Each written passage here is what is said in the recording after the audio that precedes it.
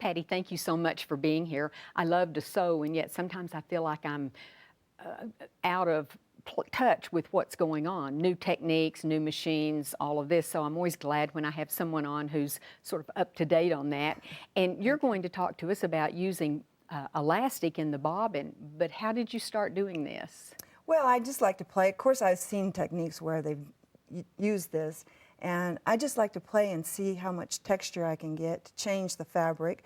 Sometimes you can change it, make it look different, and you don't maybe like the fabric the way it is, and so when it puckers up, it looks better. Looks better. Okay, let's show a couple of examples. And this, I certainly had no idea you had used elastic. Right. This is like ruching, and so you actually go down and over across the same stitches, and then the wider apart you stitch, the more bubble will come up. So if you get real close, then you get a bubble that looks more like that other piece right there, This that blue one. Yes. Oh. Same thing, but see how much closer that one is. Right. Yes. That's really pretty. Thank you. Okay. And this is hard to believe you made this. You did an excellent job. well, thank you. This is actually ruche. This is not as.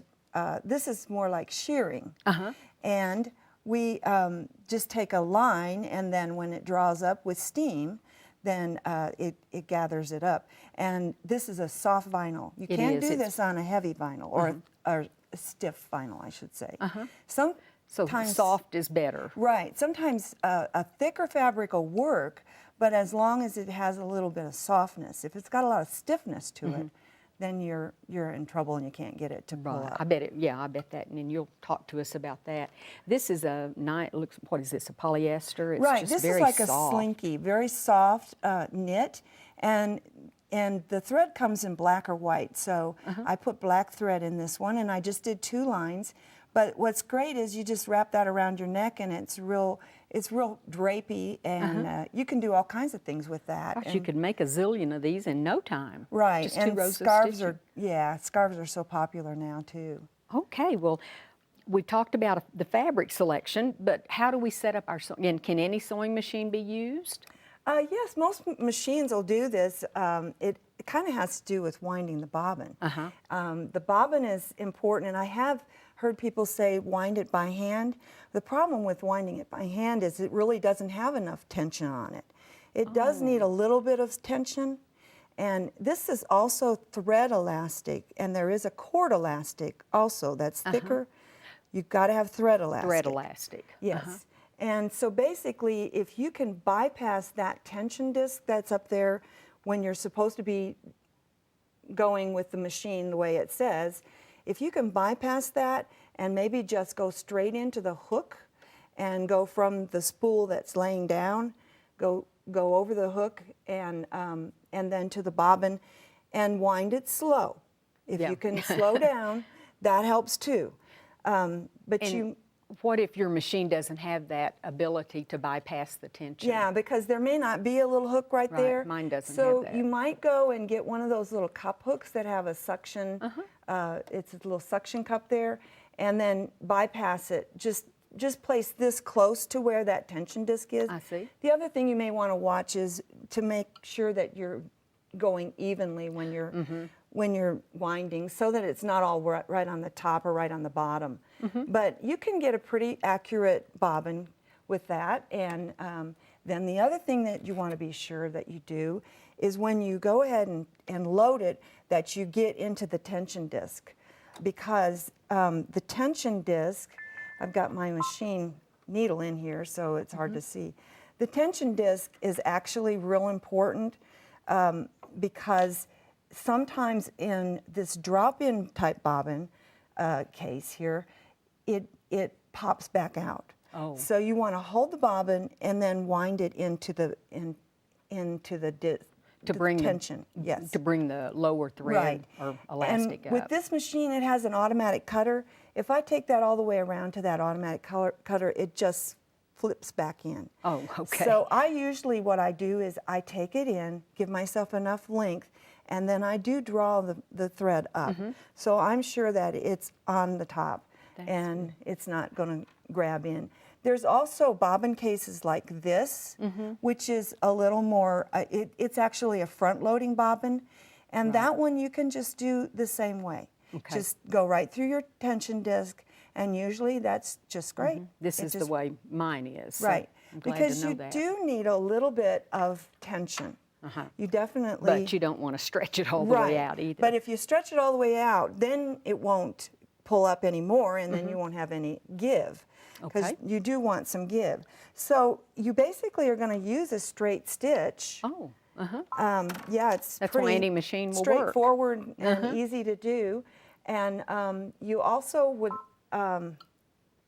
will want to take your length probably to a 5 or a 4.5. Very long. Yeah, the longer that your stitch length is, the better.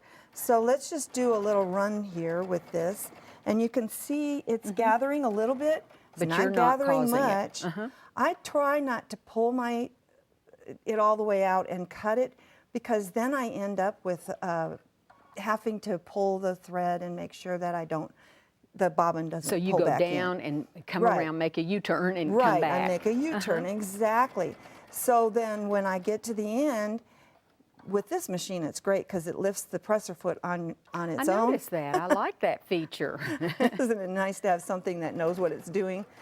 Anyway, so I got down to the end here. Then when I could get out of there and lift my presser foot up, I want to be sure that I pull plenty, because see how much that pops back? So I That's a want to good pull tip. plenty when I get done. Okay, so And it doesn't look any different than hardly. right, it's barely puckered. But then when you come over here, And you do this steaming from the back side? yes. Okay. Yes, and you're going to stitch from the top side. 'Cause And you want the in bobbin. fact, you can even do a little decorative thread here. You know, more like a color change, and it'll look a little bit like smocking. Oh, I see. So, okay. yeah. And this is the elastic thread here on the Right. back. So then, when you go to steam this, you can see. You don't put it on it, I see. No, You're just, you want to stay above it, and it's just actually it really does goes, shrink doesn't up. it? Yes. How do you know, I mean, different threads and different fabrics, how do you know how much it will shrink? Like if you were going to make a blouse or something? Because a lot of times you'll have sizing in it, Oh. and there again, you might want to wash the fabric first so that the fabric's soft. So Softer. these were the two Right. same size so to start these two with. were the same size, yes. And so if I took About this, 2 to 1, isn't this it? was Almost. this was, and if I had a few more rows Oh, on yeah. here, it might draw up half. So you can see, what I usually do is I take two 10-inch strips. I do the ruching or the gathering that I want to do, and then when I draw it up, I see it's 5 inches less or half or whatever. And That's that a good gives me thing. an idea. So practice before you actually make something. Right. Now, you haven't pressed this, have you? No, I And this is denim, what I'd call a Right. heavier weight fabric, but Right. it's still not as stiff as jackets sometimes. Exactly. It's still got a softness to it.